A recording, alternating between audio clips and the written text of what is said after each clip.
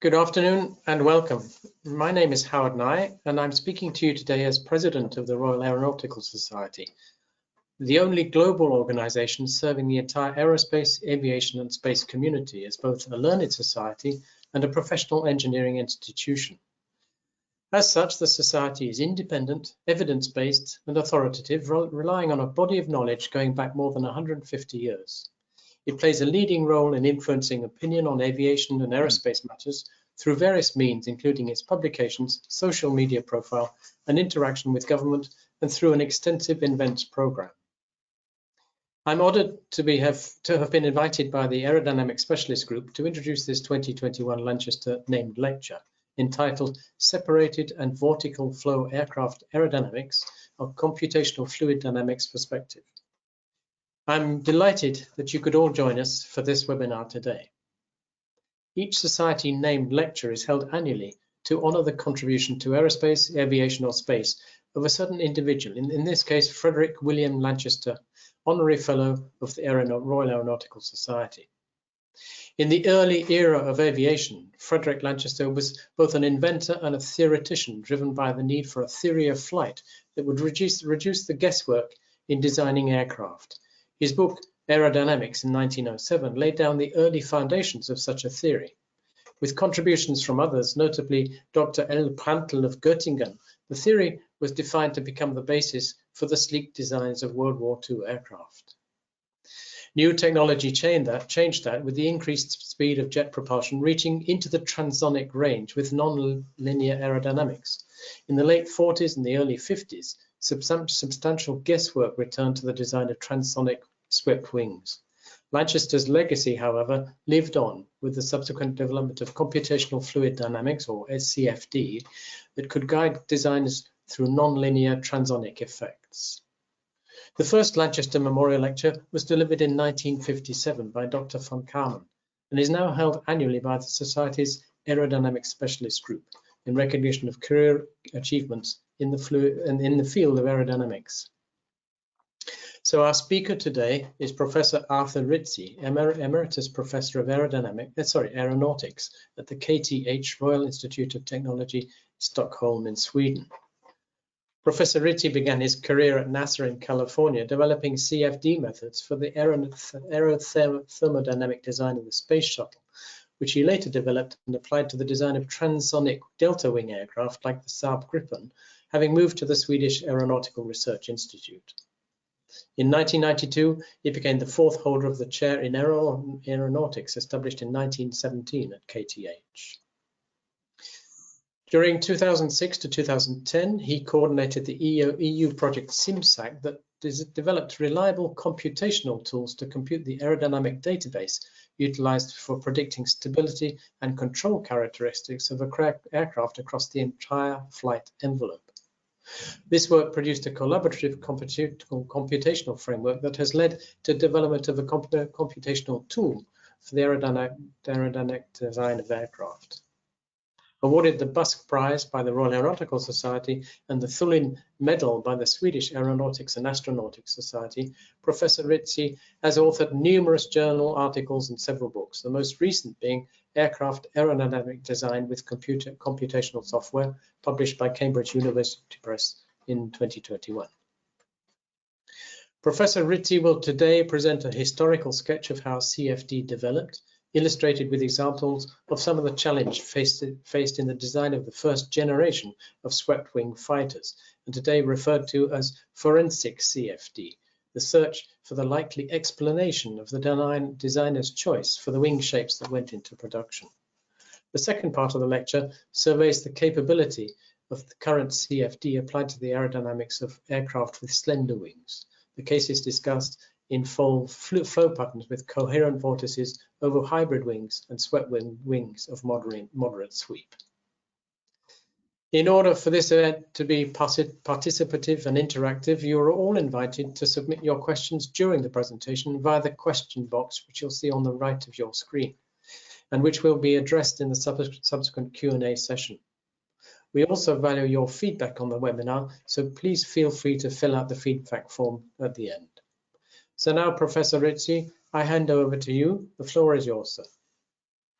Thank you very much, Howard, for the introduction, and welcome, ladies and gentlemen, to this afternoon for this talk, for my talk here. So let's see, my window myself is blocking my slides here. If we could close that so I can see, that's better. Yes, so the ground we're going to cover is in the outline here, and I'm going to start with the,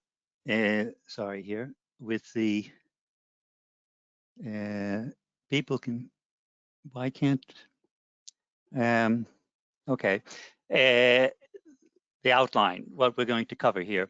The Lanchester legacy is, I begin with this, that Lanchester himself was an inventor as well as a theoretician, and he was really driven by the idea of trying to reduce the guesswork in designing new aircraft. The Lanchester legacy is covered by a number of papers here. I've cited four of them here at the bottom, but I'm going to lean on quite a bit on Jarrett here, Lanchester and the Great Divide. And the Great Divide is between inventors and theoreticians, and we'll see how that develops. I'm going to look at the high-speed era of swept and slender wings, nonlinear aerodynamics, etc., which will involve separated and vortex flow aerodynamics. And I'll cover them the ground of both slender delta wings as well as not so slender swept wings, typical for UCAV situations. We're going to look a little bit at the flow physics involved in this, in particular the stalling characteristics, and these involve two difficult parts of the problem, that is flow separation from smooth surfaces and also vortex bursting. I'll go into a bit of detail of analysis of UCAV aerodynamics, in particular trailing edge separation and or leading edge separation. And we'll make this all concrete by looking at real aircraft. And by real aircraft, I mean those that take to the sky. And these are two that are not so slender, and they're also historical, the Saab J-29 and J-32. I'll conclude then with some concluding remarks. So to set the stage here, let's take a very broad perspective, 100 years of aerodynamic design. And by design, we mean that it's the shape that determines the performance, the flight shape that determines the performance. And we lay out here in a kind of matrix form, analysis and design, and the development of analysis methods, the theory, and on another row of this are the people that were more on the design, the shaping of the flight configuration. That's the one theme is I'm going to take this along the rows of this, analysis versus design. Another theme is going to be along the columns. Starting in Lanchester's day, we have the early 1900s design of these kinds of aircraft compared to the current era where we are now on these kinds of aircraft. And you see one spans 100 years. One goes in terms of flight speed over a factor of 10 in flight speed from up to Mach number 2. And we see dramatic changes in the shape, the aerodynamic flight shape, either the profiles of the wings themselves, as well as the wings and configurations. So we'd like to see how all of this fits together, and also Lanchester right in the middle of this on the analysis part. So the Great Divide, this is analysis versus design, then and now. Theories deepen and extend the designer's knowledge and improve the understanding of the physics that lead to better designs. These answers, they were always approximate, and conclusions are drawn are always limited, but yet they are very useful in the design. So one can say it's not totally an exact science. It's maybe the analogy with medical science is appropriate, where engineering experience in the field plays the role of clinical experience.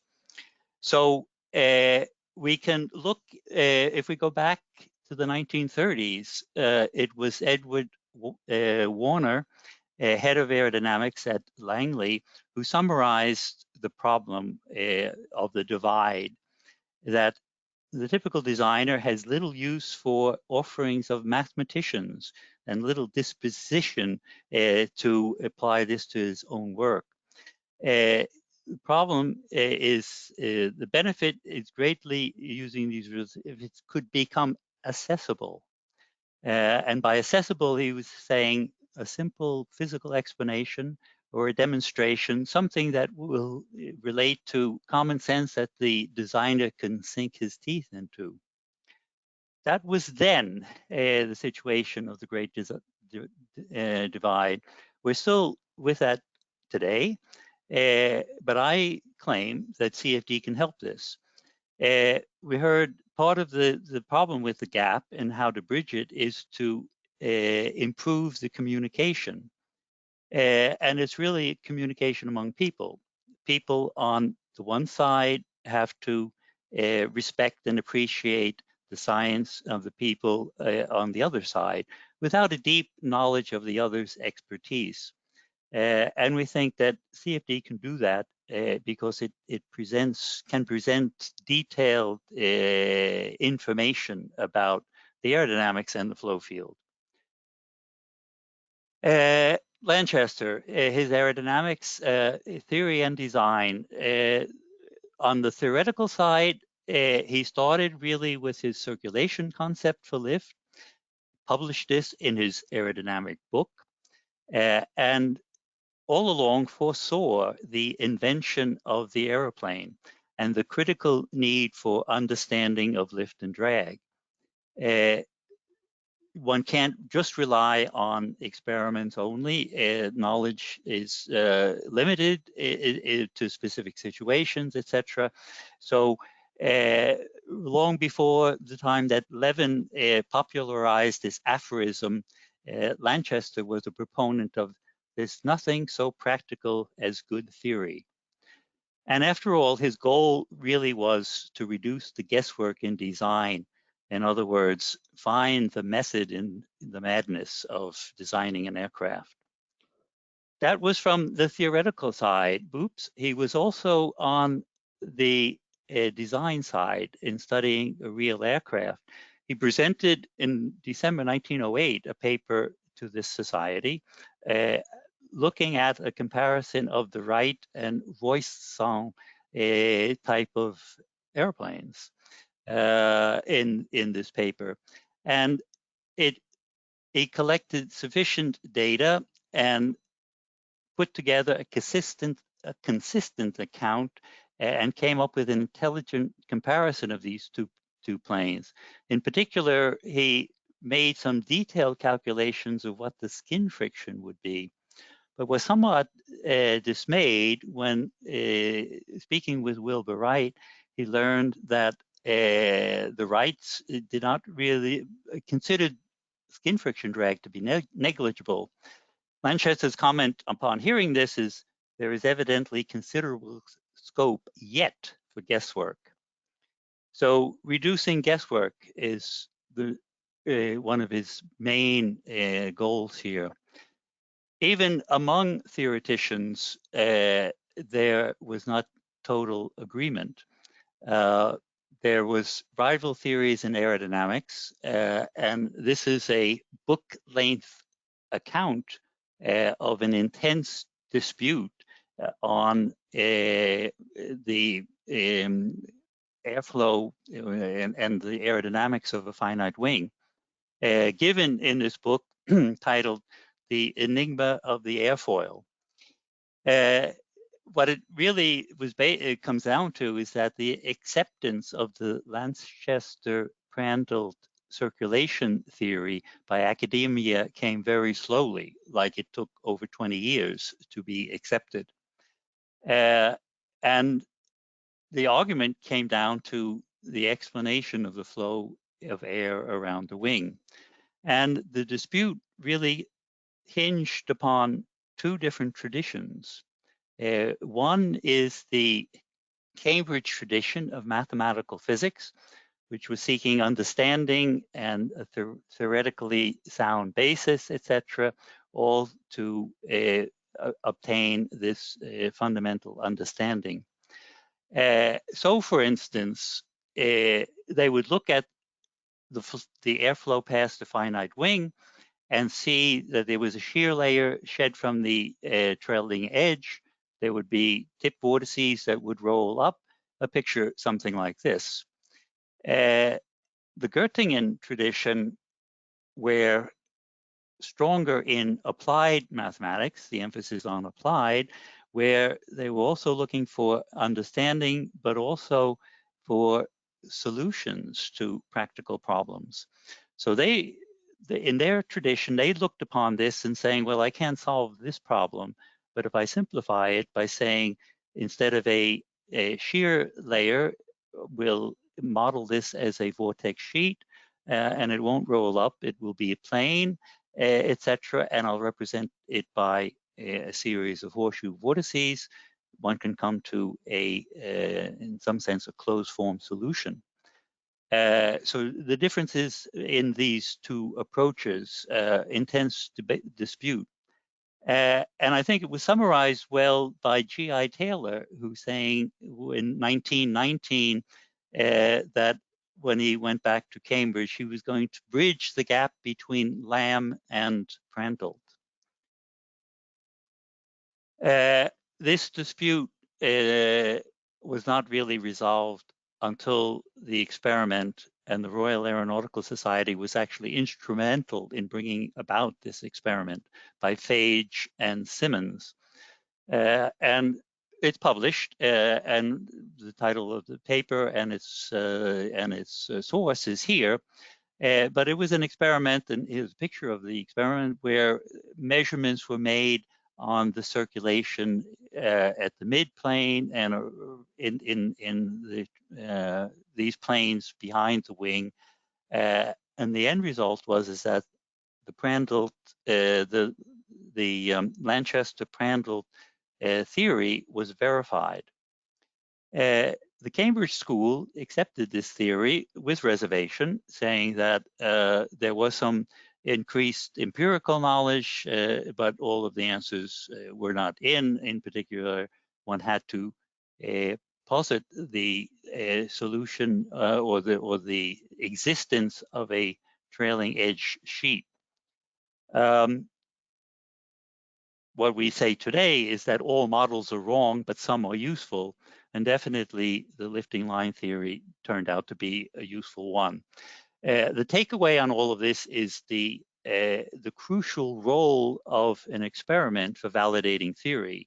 And in 1926, I think Fage and Simmons is an exemplary example of that. Really what was required was, from the Cambridge tradition analysis, was to solve the Navier-Stokes equations, which couldn't really be done then, but we can do that today. So in fact, at KTH, we give this as a student exercise to use CFD to rerun the Fage experiment. And we use this to teach CFD, and in particular due diligence and best practices, in order to see that you actually can represent quite a bit of the physics that is involved in this type of flow. Okay, so that resolved, and the acceptance was complete, because in the 4th edition of the Lamb treatise, the Lanchester-Prandtl model in theory was taken up into that book. That brings us now a little bit to more to the current time, and that is that lifting line theory served well from Lanchester's time up through World War II type of fighter aircraft. They're all straight wings with attached flow, and this theory served well to make these sleek and rather high-speed propeller-driven aircraft. What came about in the 1940s was the introduction of jet propulsion, and that opened up new possibilities, so that if you wanted to make use of jet propulsion and get into transonic speeds, you swept the wing in order to improve performance. And if you wanted to go supersonic, you then made the wing slender enough so that you had subsonic leading edges on your wings. And that opened up a whole new field. No longer was lifting line theory relevant for these kinds of configurations. And if one limits it to attached flow, lifting line does not give you the right answer for a slender delta wing. And it was only in 1945 that Jones proposed his theory that at least accounted for attached flow for a slender wing like this. And what this really means is that we were getting into new ground here. The flow for wings, large aspect ratio wings like this with zero or very little sweep is basically two-dimensional. It's basically chord-wise flow modulated to some small extent by the span. On the other end of it, in the slender wing, it's completely the opposite. The dominant derivatives are all in the span direction, modulated only slightly in the streamwise direction. This is the basis of how Jones could construct his theory. In between, you have a little bit of both. You have strong derivatives span-wise, chord-wise, as well as span-wise. So this range here gets into it becomes more complex, depending on the aspect ratio and the sweep angle. You can have leading edge separation, you can have trailing edge separation. These are some of the things we want to look at in how one approached transonic and supersonic flight. Okay, the takeaway is that it took some time.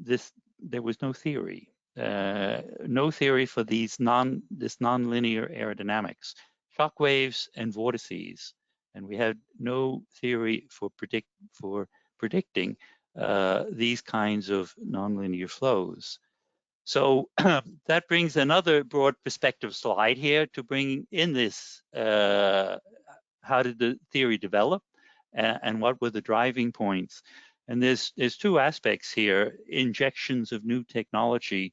I mentioned already that the jet engine came in, and look what happened in the course of 10 years.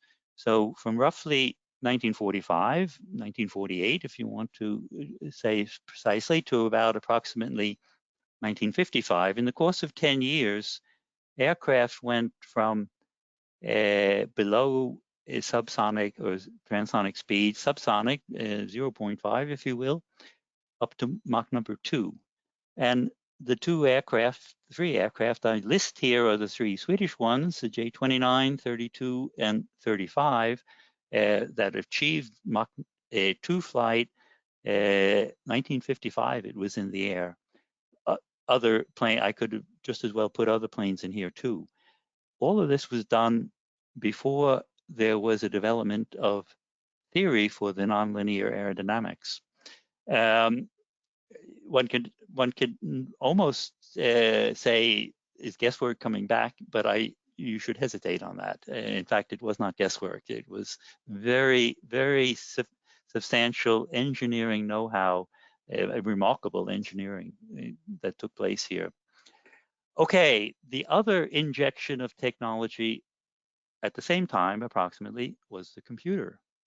And that opened up a whole new field of computational fluid dynamics, which took a number of decades to develop. It started off first how to solve the nonlinear equations, how to compute a shock wave, what is the right numerical analysis to compute discontinuities. The first success was computing isentropic shock waves. That wasn't complete reality, so it took solving the Euler equations, etc. The finite volume method had to be developed. Jameson in 1981 showed that one could obtain solution to the steady problem through a run-cutter time marching. That was very a big milestone in developing this. 1980s, shock waves and vortices, and then came RAeS, adding the viscous terms to it. And then we came up into turbulence modeling in the 1990s. And there, one ran out of computer, in so many words. All of this, the numerical modeling is based on sound theory, basically. You want to compute the shock waves correctly, you want to compute the vortices correctly. Make sure you have enough grid points, because the numerical theory says as the mesh size goes to 0, you approach the solution to the differential equations. When we come to turbulence, we definitely run out of computer, so you have to model it. And there, increasing the grid density in a given turbulence model does not necessarily mean you get more turbulent physics. You get only what is in the model. So physical modeling is very dependent on the particular model, and there is no universal model. It's one of the reasons you run out of computer, why there is the knee in the curve here. But anyway, this brings us up to the current situation, and what is listed here is a number of concerted actions of how the current field tries to further develop computational fluid dynamics. The drag prediction workshop, the high lift prediction workshop, and on the NATO STO front, there are these AVT programs, of which I will talk a little bit about. In particular, the one that's labeled COWAPI. So let's see here. This is, I talked about the Phage-Simmons experiment. This is a remarkable piece of data that has been made available by NASA, and it's quite extraordinary. It's in-flight flow physics measurements. So a real slender wing fighter type of aircraft, which was instrumented for measurements in flight. Surface pressure measurements, boundary layer profiles, skin friction, etc. This is ideal. You're computing the real thing, and you have data to compare with your methods. So how did things go? What was the state of CFD for this type of slender wing, a real live aircraft wing? And they get divided up into two categories. Basically, one where the methods did rather well, and another where the methods did not so well or less well. Let's look at the first one, the good correlations. And that is where they were basically moderate Mach number and a moderate angle of attack. So subsonic and angle of attack of around 11 or 12 degrees or thereabouts. And here's the case of the flow field over the aircraft. There's all kinds of vortical separations that take place. The vortex from the apex of the wing, there's a secondary vortex, a vortex from the crank further outboard in the wing, There's vortices coming off of the missile at the tip. There's even a fuselage vortex, a number of vortices that have some kinds of interaction. But for these moderate cases, the correlations are reasonably well. There has been, through the use of CFD, improved understanding in these flow fields, and also improved understanding of what it takes for the due diligence of CFD to get good correlations. Let's turn then to when we don't do quite as well, the outlier case. It's also slow speed, but about twice the angle of attack, now about 20. The vortex flow over the wing is even more developed and somewhat even more complex.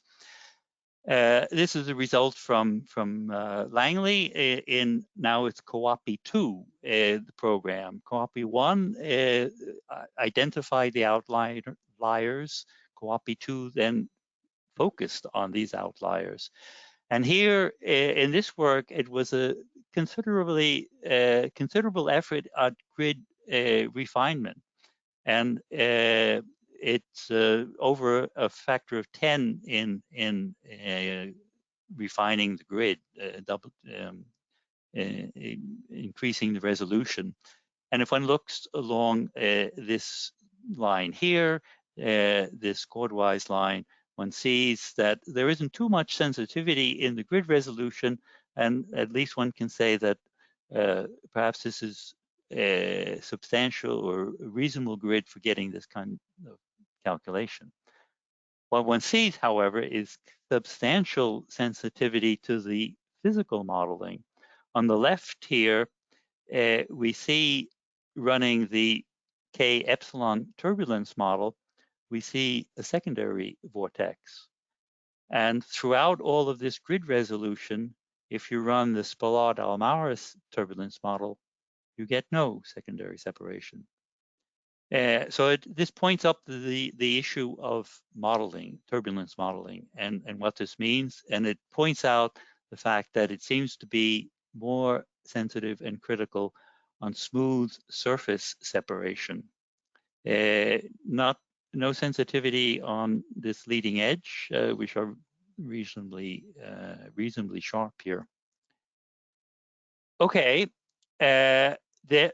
what we looked at here was this line here. What's also part of this outlier case is that there was substantial unsteadiness and vortex interaction between the vortex from the crank and the vortices coming from the tip missile, and that was the topic of COAPI 3. There, the idea was to look then on do a unsteady calculation using a hybrid RAeS calculation, more or less what is the best we can do to resolve this, what seems to be complex interaction, strong interaction in vortices. Now we're into time-dependent calculation, so one can look at an instantaneous solution. And what we plot here is along this dashed line is the surface pressure distribution, the minimum and the minimum and the maximum between these two. It fluctuates. We could look at a mean, that's the dashed line, and then we can look at standard deviation around the mean. And that standard deviation includes the measurements. So it's a little bit of coming to grips with what is involved with these complex time-dependent interactions. If we say, well, we need to understand these time-dependent things, in particular the vortex breakdown, which was taking place on the outer panel of the F-16 XL aircraft. We can go into the laboratory and try to study this more closely. There's the classic Lambourn-Bryan experiment from '62, which looks at a delta wing and a vortex over it that breaks down, and identified a spiral as well as a bubble type of phenomena connected with breakdown, where there is a transformation between bubble and spiral breakdown. The breakdown location fluctuates, and there's also asymmetry. Some of the features of this, it's a complex system of vortex dynamics, nonlinear vortex dynamics, and it involves the spiraling. The sense of the spiral is in one direction. The spiral rotates counter to that sense direction. It breaks down into small scale turbulence at some point also. At best, of vortex dynamics, if you have a vortex looking like this, it could be called at best marginally stable. It also is time dependent, and the pitch between the spirals, it can fluctuate. And it appears that the breakdown occurs as this pitch becomes, as they get too close, they collide and they coalesce, reconnect, etc., forming maybe the bubble. Those are some of the features one can identify in studying this in the laboratory. What happens if we come to computations? We could see, what did we see in the laboratory? We see this. This is at angle of attack 27 degrees. If you look, you have to look closely, but the spiraling between the left and the right side is out of phase. At any rate, one sees this one. If you look closely, you can also see the transform momentarily to a bubble. We come to the computations, and we see a lot of similarities here. There is out of phase between the spiraling. We don't see a bubble. We don't see breakdown into fine scale turbulence here. What we do see, though, are these blue regions. And what are the blue regions? They're isosurfaces of where the axial velocity u is equal to 0. So it's actually streamwise stagnation, if you will, inside these blue regions. And they rotate and they propagate downstream. So it's slow moving air. Slow moving air. The next thing is, for the same case, if we look at the spiral, it's rotating. So at one point, at one instant of time, the spiral is going to be closer to the surface than at another instant of time.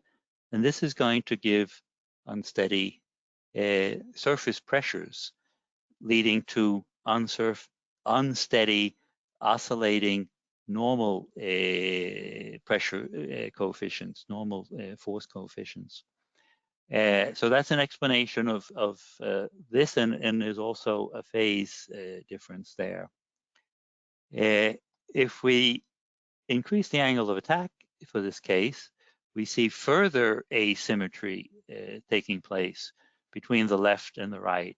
And in fact, they influence each other. So there's vortex interactions that are taking place here.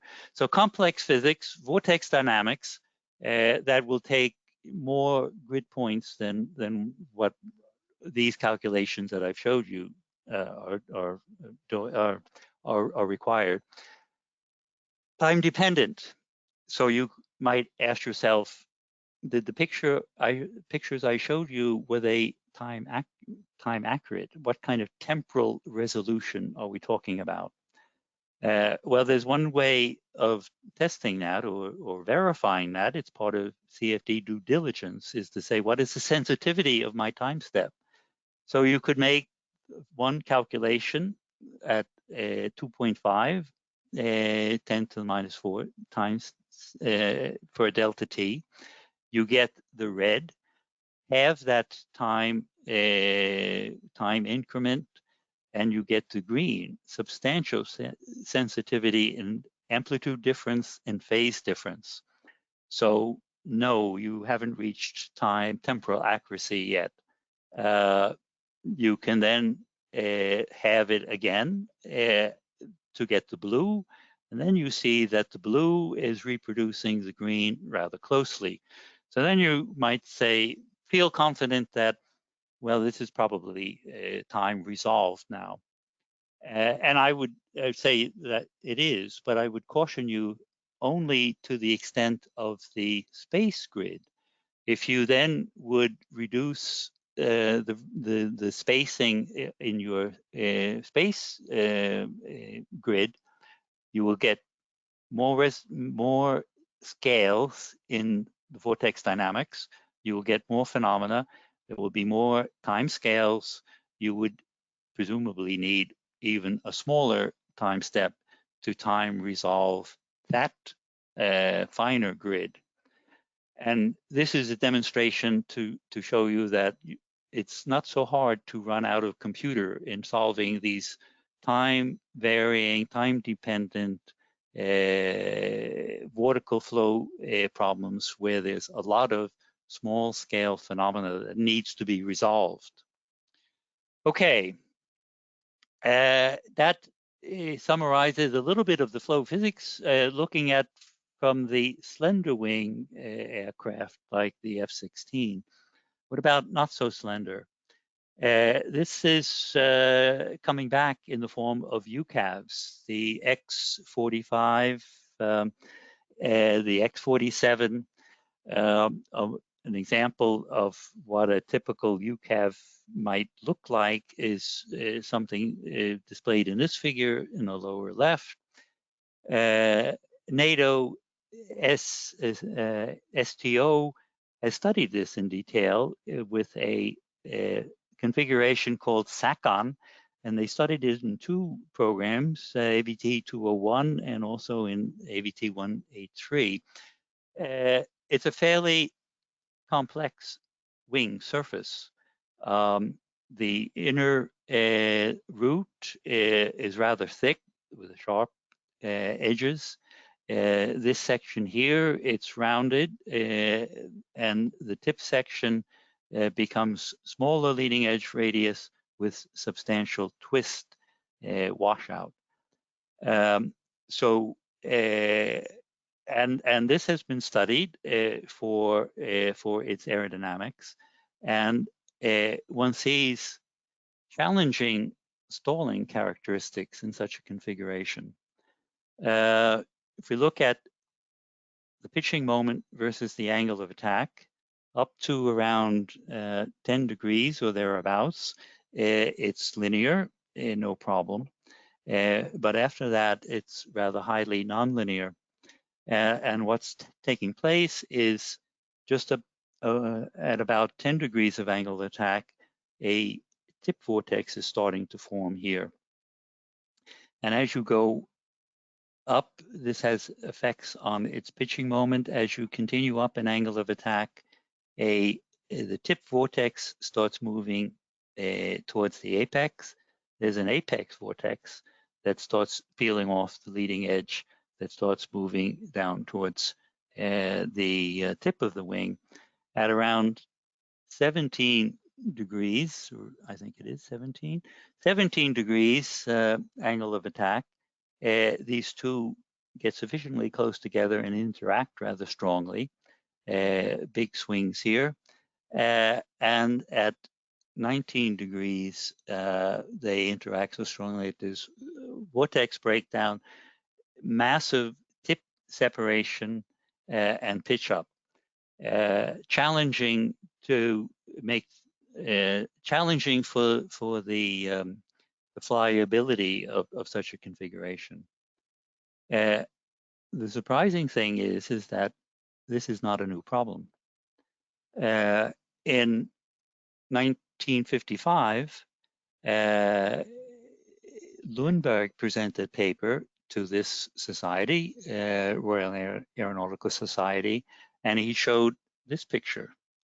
It's a different wing. It's not SACON, but it's a wing studied for one of the Swedish aircraft, showing the same kind of challenging, let's call it, stalling characteristics. So if we look at CM versus alpha, you can't see the detail of these oil flow pictures here, but it's the same kind of thing. It starts off linearly, and then non-linearities take place between A, B, and C. There is a leading edge vortex that forms. Here's a picture of artist impression, basically, of the oil flow, and the skin friction lines are bending around this way and actually coming upstream under this vortex. This is not a new problem. There's literature on this type of problem that covers 65 years. Starting in the early 50s, Kushaman, Palme in Sweden, Lundberg in Sweden, and more recent times here. So wind tunnels and then computations. There's two plots here. Let me just point it out. There's this one, the CM versus alpha. This is that's for a wing tail. This is wing only. The point here, what I want to make, is the breakpoints. Where does the slope change? Where does the slope change sign? And what's happening to cause that? Other things that affect this is where the pitch, where the reference moment is, et cetera, et cetera. But we need to look at where's the change in slope and change in sign of the slope. So let's look at the flow physics that is involved there. And over these 65 years of literature, there's a lot of knowledge that have been built up here. Oops.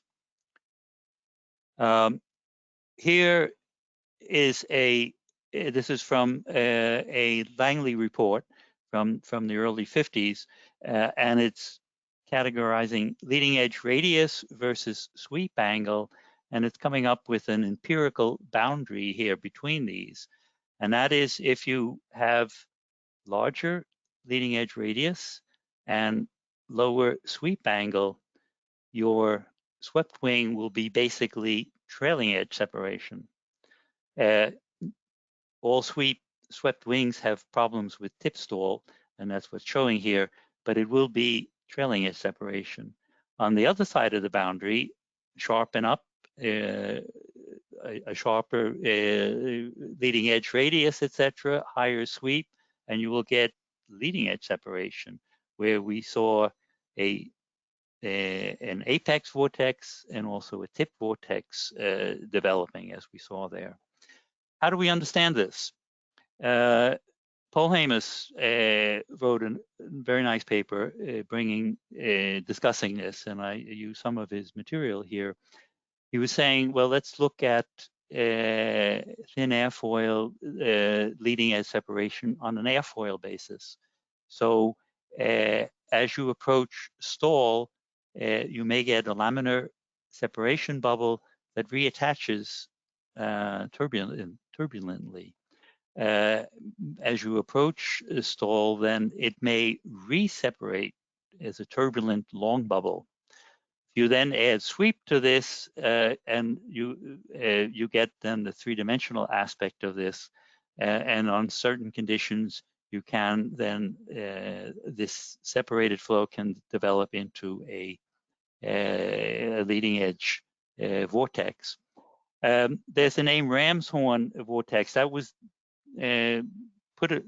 brought forward in the 1950s in some of those papers. It hasn't really caught on.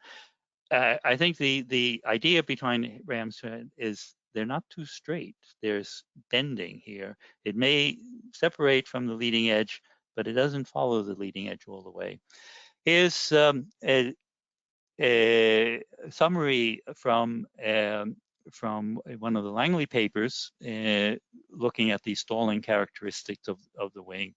The leading edge vortex here, and one can see that it could induce flow on the surface that in fact goes upstream. the nonlinearity in the CM alpha curve. The tip is stalled here, as we see here. It all comes down to a blunt edge separation. What can we do? If we look then at the analysis of this, can we understand these flows? Can we compute them to any degree of certainty to help the designers? Here we show the then and the now here. In the previous work, this is Pohl's work from the 1980s, looking at this, where there is this short bubble separation, a little bit of the phenomena I just described, that then peels off from the leading edge. There's some secondary separation that forms this vortex. In computations, ABT 183, one looked and one computed something that looked kind of similar along the leading edge, and a vortex that shows that it branches off a bit from this leading edge also. Different sweep angles here that are involved. I want to point out one thing. What's this black dot? Pohl found that there was an accumulation of oil in this spot so that it was sticking to the wing. So it's like a pocket of air that moves with the wing. The nice thing about CFD is one can dig down into the solution and try to examine it a little bit. And one sees then the separation lines and where the vortices start taking off in this region. But what's interesting is to look at the CP at the leading edge and where this is a minimum. And I want to point out to you the scale here. Here is 0, here is -7. This is a CP of -7, enormous suction. Pohl saw that in his experiment, -7 along the leading edge. One of the reasons, so with this enormous suction, one can maybe begin to understand the accumulation of oil in the experiment, that there's a pocket of air that gets carried along with the wing. Features of this in separation. Okay, that's analysis. Now I want to shift gears, a little bit like Lanchester, and look at the designer's side of it, the other side of the Great Divide, the tailoring of this. There's perhaps 4 things that are challenges and tasks for the designer. So, for example, one would be exploitation. You want to achieve higher Mach number, sweep back the wing. I want to point out Amo Smith from Douglas, his definition of an airplane, a device that almost won't work. And really, what is he getting at? Well, if you sweep the wing, swept wings are prone to tip stall, so it's a stability problem. So there's an empirical boundary between stable and unstable, how to deal with the pitch-up problem of this. What he means almost won't work is for high performance, you really want to push this limit, but you can't go over the limit because then it won't work. So you push the limit, that means you have to tolerate things like tip stall.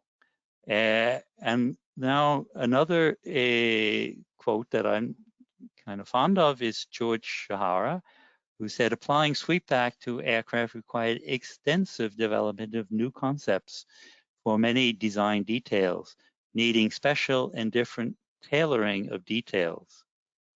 So that's what the designer has to do. How to deal with these. You have to tolerate, you have to resolve drawbacks, the pitch-up instability, and you have to make sure that it's flyable so that you don't depart from controlled flight, but if you do, you have to provide recovery. So it's all about the shape, flow, performance design. And I would like to point out two examples of this, and I take it from the early days. This is the first generation of transonic fighters. You recognize these, F-86 and MiG-15 and the Saab J-29. These were all in the air within an 11-month period, 47, 48. The J-29A was the first one. I want to look at these a little bit from the designer's point of view and the tailoring. What did these designers of these planes, in particular these two planes, do about tailoring? So let's take a look at that. One, you see, it looks like there's a kink in the leading edge, that there's a leading edge root extension on this. What were they thinking of? Was this the first one? Well, the P-80 had such a root extension, so did the P-51. But if you ask designers why did they do this, or you ask anyone, what did they say? And people who seem to know saying, well, that was to avoid separation in the wing body juncture here in the P-80.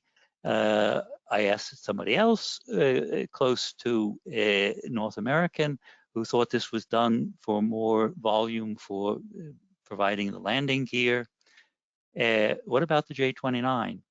The difference in the J-29 between these two is if you look closely at the leading edge of the larynx, it goes from the bluntness of the wing past the crank to the fuselage. It gets progressively sharper. This was purposely made sharp. So what were the Saab designers thinking about? One can, in some sense, one can only guess these things. In some cases, you can't even ask. And sometimes when you do ask, you get conflicting stories.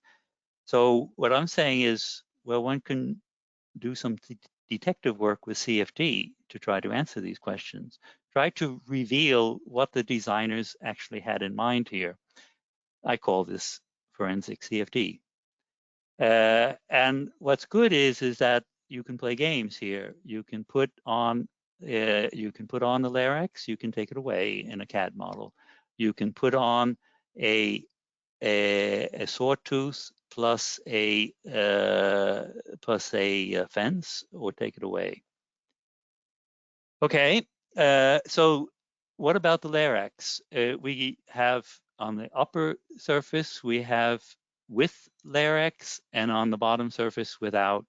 And we see differences in the CM alpha distribution, and differences starting to change without the larynx compared to with it. And if one looks closely, what we show here is skin friction lines, and underneath the skin friction lines, they're colored by the X component of the skin friction vector. And the telltale is when it's blue, it means that the X component becomes negative. So incipient separation. And one sees only at the highest angle of attack of around 12 degrees, there's a little bit of blue coming here with the larynx. Without the larynx, it starts already down here at 8 degrees and continues further and gets even worse here. There's a little bit of a vortex starting. Here it's more controlled flow. There's actually a vortex that begins here that helps to preserve trailing edge separation.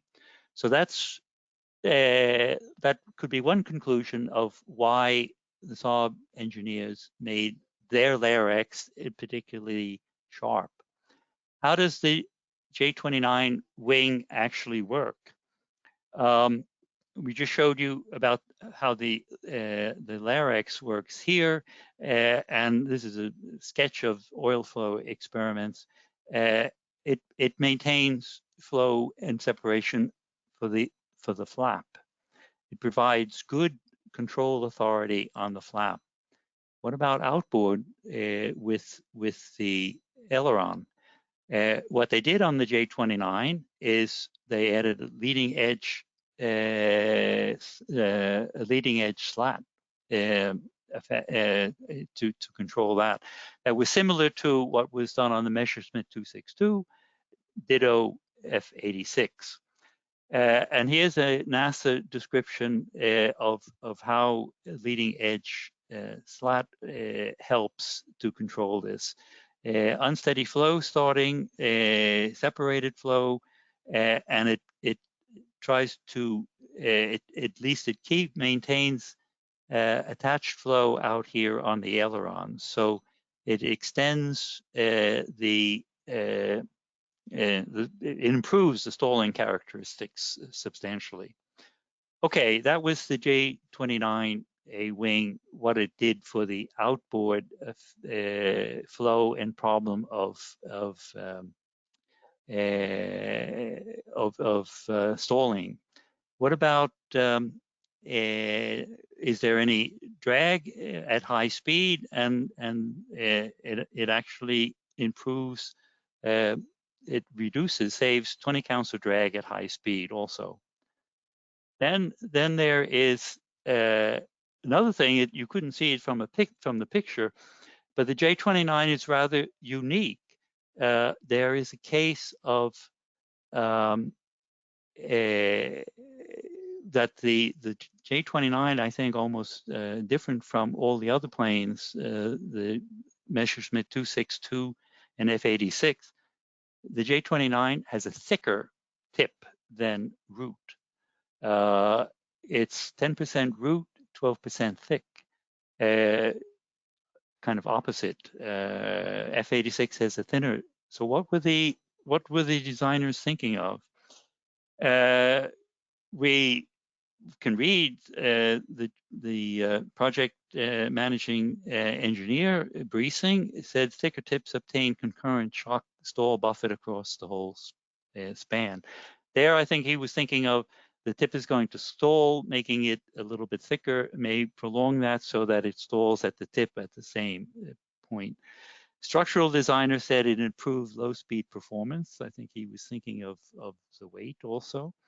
Thicker, another Saab engineer said a thicker tip, use a thicker tip instead of washout. I think this was also a weight consideration. There is no twist to the Saab wing. So those were the cons. There is a drag penalty, and it's something like 110 counts of drag for the tip take. There is some indication that Saab acknowledged that maybe the cons outweighed the pros here. We'll see that in a little bit. So how to deal with the tip stall and maintaining authority on the ailerons. We saw that there was the leading edge slat that was on the J29A. That was first flight in 1948. Somewhere around summer of 1951, Saab started looking at alternatives, how to make that better, and came up with the idea of a sawtooth, extending the cord, and also adding a fence, if you will, and not having a leading edge slat. So again, we say, aha, what about, this is a tailoring of the details, adding a sawtooth and a fence. Can we see what that effect is with CFD? Well, we can make calculations, and we say with and without a fence, we see some difference in the CM plot, but substantial effect on what happens outboard without a fence, and also without leading edge slats here. Color blue, right? That's skin friction negative upstream, showing substantial separated flow. The fence and sawtooth seems to set up a boundary here, cut this effect off and preserves attached flow on the over the aileron. You see that in visualizations then of the vortices that come about here due to the fence. Okay, so maybe a fence is a useful tailoring device. What about at transonic speeds? Well, it looks like it doesn't have too many bad benefits, and in fact, even beneficial. At alpha 3, this is Mach number, I think it's 0.86, 0.82 or so. Alpha 3, it's a separation through a shock wave, substantial separation out at the over the aileron, reduced, and the skin friction lines show attached flow further out on the aileron. So beneficial on that count, also at high speed. That was the J29. That was a wing that was predominantly trailing edge separation, was predominant on that. To get to a Mach transonic speeds, Mach 1, Saab built the 32. And the sweep then was increased to 35 degrees, different airfoil, and constant thickness from the root to the tip, not a thicker tip. Airfoil difference in like that. In the picture, we see a fence. We see no larynx, and we see no dog tooth. But to go back to Amos Smith, almost won't work. The Saab engineers were hedging the bets. First flight was November 1952. 2 prototypes were built. One with the fence, as the picture shows here, the other with leading edge slats. And it was only through detailed flight testing that the verdict came back from the jury, and it was the fence that went into series production. So let's look at the fence and how it worked at higher speeds, and also for this higher sweep wing where there's predominantly leading edge separation. So here we see on the top is with the fence, and on the row here on the bottom is without the fence. Alpha 10 is low speed, alpha 10, 12, and 14. We see a vortex separating from further from the leading edge, starting at the apex of the wing, and also one from the tip, a little bit like we saw for SACON in these 2 cases. Sorry, that's with the fence. Here we see, let's go without the fence. We see this leading edge one peeling off, flowing here, and as the angle of attack goes up to 12, the separation, it breaks off further, closer to the root, coming over with substantial separated flow on the outer part of the wing. The fence seems to clip this single vortex into 2. It reduces the inboard part here and starts a new one at the fence. And it has this kind of a phenomena of 2 vortices taking place. If we look at the CP distribution along this line, the fence and without the fence, we see substantially more authority, more suction forces over the aileron with the fence compared to without it. So another indication of, perhaps an indication of why the Saab engineers, after substantial flight testing, went with the fence instead of the leading edge slats. Okay, that brings me to the conclusion of looking at those two real aircraft situations. So how to sum this all up? We looked at the analysis side, stalling characteristics, flow physics. I showed a number of CFD calculations. You could justifiably ask me, how certain am I in those? And I would have to admit that there's substantial uncertainty in all kinds of separated flow to make predictions. How accurately can there be? Why is that? It's because that separation from smooth surfaces, vortex interactions, strong interactions, bursting, etc. Do we know how to resolve them? Do we know what kind of grids? Do we know the time stepping? Do we know the modeling? What about on the design side? We looked at real aircraft. We saw two historical aircraft and some CFD there. And I would like to say that it's an indication. We heard that part of the problem of the divide between theory and design is communication. And I think that what we show, these CFD visualizations, make a substantial step in the direction of communicating for both sides of it. The physical modeling, of course, is the weak point, as I indicated up there. The physics we don't know.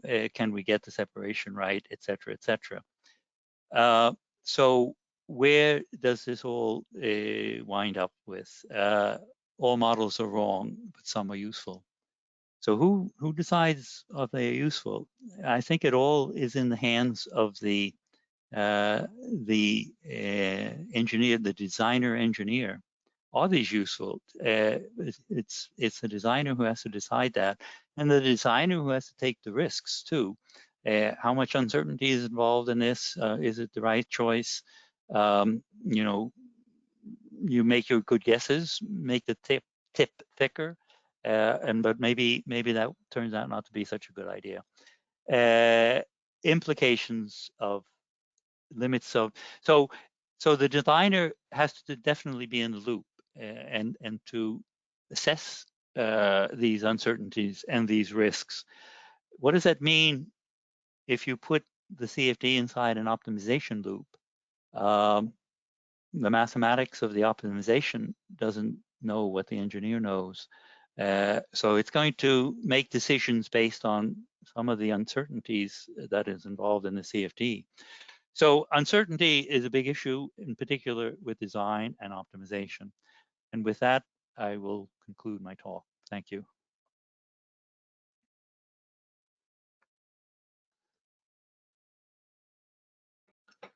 Thank you very much, Professor Rizzi. That was a really fascinating lecture. So just for everyone's benefit at home, my name is Nick Leppard. I'm the current chair of the Aerodynamics Specialist Group at the Royal Aeronautical Society. And I'm going to be running through some of the Q&A. So we've actually had a number of questions that pick up on one of your final remarks about the uncertainty of various predictions using CFD. So I'm going to turn them into maybe a two-part question, and then you can kind of comment on both parts in one go. So okay. The first part of the question is in relation to smooth surface separations and asking sort of what progress has been made in CFD predictions of these over the last 20 years or so. What kinds of viscous closures will be required to capture these phenomena effectively? And then the second part of the question relates to vortical flow. So you showed a lot of experiments and simulations that were all low Mach number, but realistic military aircraft maneuver at transonic conditions. So how, well, I guess, where are we in terms of predicting steady and unsteady vortex formation, interaction, and breakdown at sort of realistic combat conditions? Yes, okay. So let me take the the first one, and now that was the or maybe I'll take the last one first here.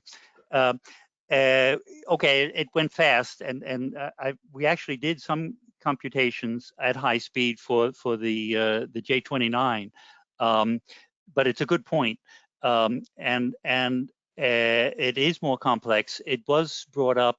That was another of the outlier cases in the COAPI program, the F16XL. We actually looked at a case at Mach number 0.97, and it was an outlier, and the correlations were not good, and there's a lot more to be understood about that. So it's a good point to say high speed, because that's the military aircraft. And all I can say is that it's a little bit of my curve, the knee break in the curve is that progress is slow. It's hard work, because we're really getting down into details and requirements of reducing uncertainty, etc. The progress is coming through these concerted efforts, these prediction workshops, etc., common workshops, and on the military side, the NATO STO program that looks at this. It's only when code developers and code users of a number of different codes get together and try problems, and that experimenters come up with the right experiment with the right information to show where the weaknesses is in the theoretical model, and that involves in terms of what's going on in the physics, what is the right, are we modeling the physics right, which leads in to the first part of the question, and that was the smooth surface separation. And there we saw striking examples there from the F-16XL. What's so nice about that is that it's an actual aircraft. So it's not saying, well, how do I go from a wind tunnel model of a simple wing to a real aircraft? We were actually there, and we saw that. Modeling the secondary separation, so it's a critical case, right, from smooth surface, and the AVT-1A3 looked at this in depth with a carefully designed experiment to try to give us some information, and I can just say that in looking at these historical problems and going back to, for example, the work by Pohl in the 1980s in the wind tunnel, he identified that there was this short bubble that's swept along the leading edge substantially, this incipient separation region, and it starts off separating laminar and reattaching turbulent.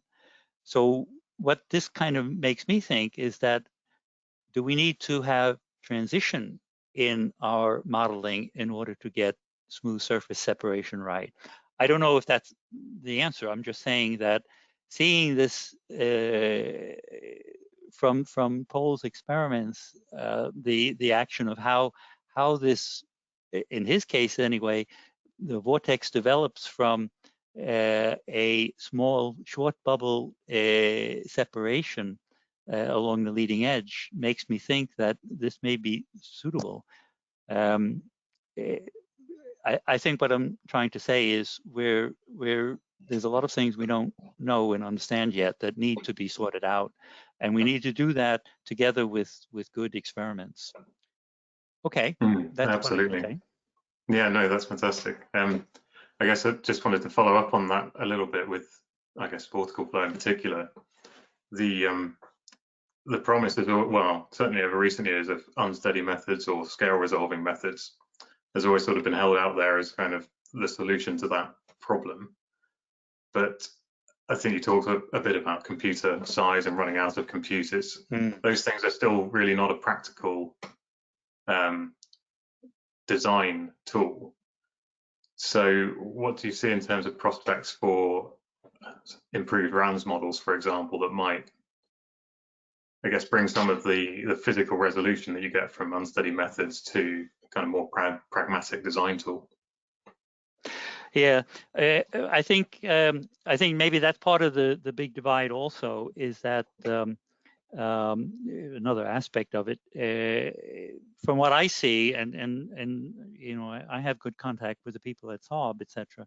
And from what I see is that the engineers, they certainly use CFD on a daily basis, but they see that, well, you can do this as a researcher, you can do these extremely long calculations, and it can take the computer forever and ever, and you have to go to the biggest one in order to get the largest mesh, etc. They want to work with something that's more of a practical tool. So the issue is that I think we have to work on both aspects. One is continue the research, and we have to do all of these things before we can learn, develop better models. We need to understand more of the fundamentals through these very extensive large computations. But we also have to think of, you know, how can then this knowledge be used to make more industry size computations more useful to them. So that's part of the divide. I think the thing is it's a little bit of the knee curve too. We have hybrid RANs LAS, but the difficulty there is that we still have basically wall-bounded turbulence models down at the wall as part of the hybrid part of the RANs that says, how does all your vorticity and separated flow get out into the far field where you can then turn on LAS? So we need to do more in developing models for just that, the boundary, the separation of the boundary, shear layers leaving the surface, coming out into the field. And there's some ideas that are being worked on right now. In fact, I think Ballard has a paper recently in the Aeronautical Journal on this topic too, speaking about this. So I think work has to go in that direction. What kind of wall models, new wall models, how to improve that. And I think a lot also has to come down to, you know, the engineers, I think, are rather clever. You know, given them a tool that says something, they will find ways of trying to extract information, or at least intuition as to what way to go in their design. So I think if we can improve our models a little bit in that direction, we can hope to deliver computational models that are of the size that the practicing engineer can use. It's a tough choice. So the great divide still exists. Yes, absolutely. Yeah. Okay, so I'm just going to change tack slightly for, I think, what might be our final question. So this is more maybe another application for your forensic CFD. So someone sent in a question about the A10 Thunderbolt, which they saw close up in the Dayton Museum, and observed that it has a vent on the underside of the wingtip. So they're asking if you have any thoughts on why that might be there. The short answer is no, because I don't have that clearly in my mind. So I have to look at it and think about it. So nothing to answer, kind of standing on my feet here. What I can say is, but one could approach that. One can, part of the forensic CFD is of course creating the CAD model, etc. And sometimes you get help, and sometimes it's a little bit harder. But the thing is you can do this, but you also need to have a clue as to in which direction to search in. So you'd have to do some groundwork there. It's a little bit like when we were looking at the LARX on the J29. You know, first you kind of missed that, saying, oh, but you know, no other plane. The F-86 didn't have it. The MiG didn't have it. But then you say, oh, but the P-80 did. You have to whittle down into the details, and it was only until you realized that they were making this decidedly sharp. Is that what they were thinking about? And you know, oh, they were hoping to have some coherent vortex flow. You need some clues. It's a detective game. That's why we call it forensic CFD. No, it's fascinating, and I guess what you've shown is that CFD for a known aircraft and looking at trends and differences between sort of design changes, it really is a viable tool for doing that. I guess the question is how we build confidence when we don't know the aircraft, or sort of pushing into parts of the flight envelope where yes, the model breaks down.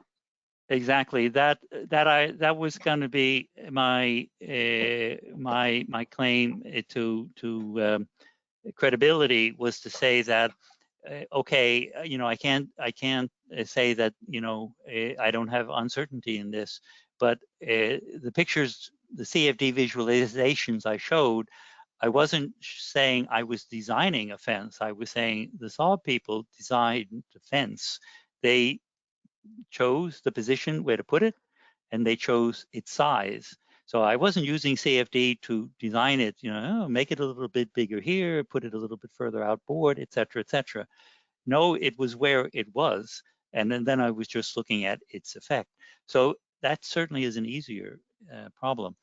And I could also say, pointing up to, let's say, the real problem, or let's say the complete problem today, is tougher than what I was, the stuff that I showed. If we think of the design and the optimization, not so slender wings, UCAVs, okay, 50, how many years ago it was, the Saab engineers came up with their brand of tailoring, and that was fences, really vortex generators, if you will. You don't, stealth doesn't allow you that choice. So it's a different kind of game for tailoring. And basically, you know, you can't stick on something like a vortex generator, something as big as a fence. So then it's much more sophisticated, small scale shaping. And that's where the optimizer comes in, and that's where the, you know, you run into problems of uncertainty. So you know, there's a lot of work ahead of us here to move forward. Yeah. And that, I think, is a really fantastic place to leave it in terms of the Q&A. So thank you again. We're going to hand back to Howard now to close out the lecture. Okay, thank you.